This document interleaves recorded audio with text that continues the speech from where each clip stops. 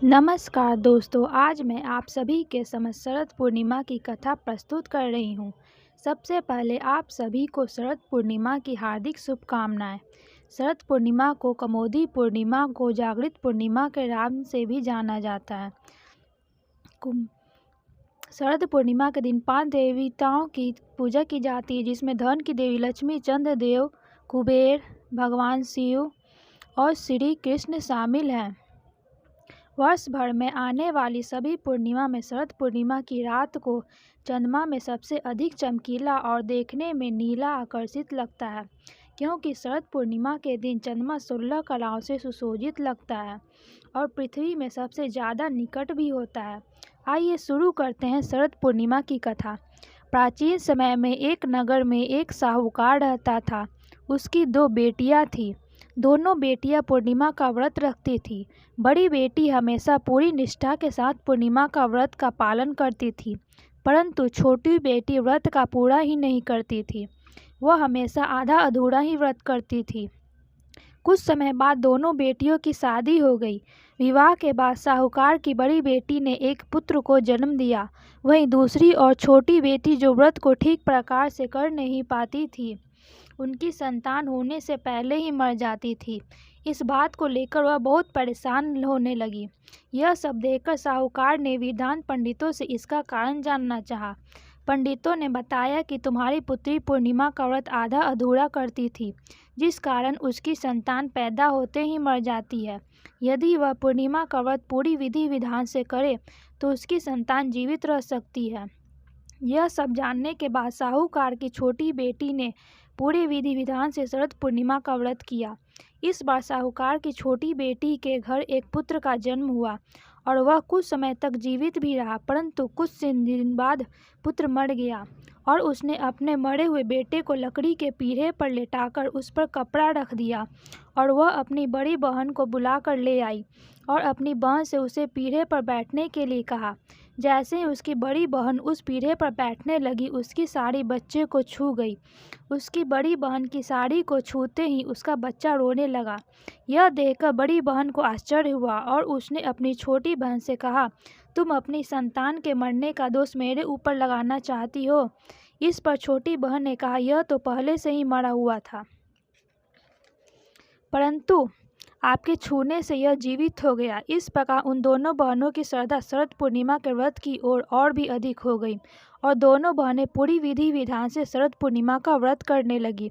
हे प्रभु, जैसे आपने साहूकार की दोनों बेटियों पर कृपा और उन्हें संतान प्राप्त करने की प्रकार सभी प्रकार के व्रतधारियों की कामनाएं पूर्ण करना। जब शरद पूर्णिमा की रात चंद्रमा अपनी 16 कलाओं से परिपूर्ण होकर धरती पर अपनी किरणें बिखेरता है तथा अमृत वर्षा करता है, उस समय लक्ष्मी जी की पूजा अनंत फलदायी मानी जाती है। आयुर्वेद के अनुसार इस दिन चंद्रमा न केवल 16 कलाओं के साथ चमकता है, बल्कि इसके किरणों में कुछ ऐसे गुण विद्यमान होते रहते हैं जो शरीर को पोषकता प्रदान करती है। इसलिए शरद पूर्णिमा का लाभ उठाने के लिए चावल की खीर बनाकर चांदनी रात में खुले आसमान के नीचे छोड़ दी जाती है। चांदनी रात में रखने के बाद सुबह में इस खीर का सेवन किया जाता है। इसके अलावा अगर आप आँखों में समस्या से परेशान हो तो शरद पूर्णिमा की रात को चंद्रमा को खुली आँखों देखना चाहिए। आयुर्वेद के अनुसार शरद पूर्णिमा को चंद्र दर्शन करने से आँखों के रोग खत्म हो जाते हैं और साथ ही आँखों की रोशनी भी बढ़ती है। इसलिए शरद पूर्णिमा की रात को चंद्रदेव की पूजा की जाती है। शरद पूर्णिमा के दिन कुबेर की पूजा की जाती है, क्योंकि यह धन के देवता हैं। शरद पूर्णिमा पर भगवान शिव की आराधना का भी विद्यमान है। मान्यता है कि उस पूर्णिमा में भगवान शिव को खीर का भोग लगाने से शिव शंकर भगवान प्रसन्न हो जाते हैं। शरद पूर्णिमा की रात को भगवान श्री कृष्ण की पूजा करने के पीछे धार्मिक मान्यता है कि इस दिन श्री कृष्ण भगवान ने राधा रानी तथा गोपियों के साथ रासलीला रचाया था। शास्त्रों के अनुसार शरद पूर्णिमा का व्रत रखने से बाहर हर प्रकार की मनोकामनाएं पूर्ण हो जाती है। विवाहित महिलाएं संतान प्राप्ति की कामना हेतु यह व्रत रखती है। जो लोग पूर्णिमा का व्रत शुरू करना चाहते हैं, उन्हें शरद पूर्णिमा के दिन से ही व्रत का संकल्प लेना चाहिए। उड़ीसा में शरद पूर्णिमा को कुमार पूर्णिमा के नाम से माना जाता है।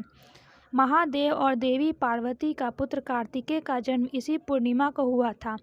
कुंवारी लड़कियां श्वेत वर्ण आकर्षक सुंदर कार्तिकेय की पूजा के उनके जैसा पति पाने के लिए करती हैं।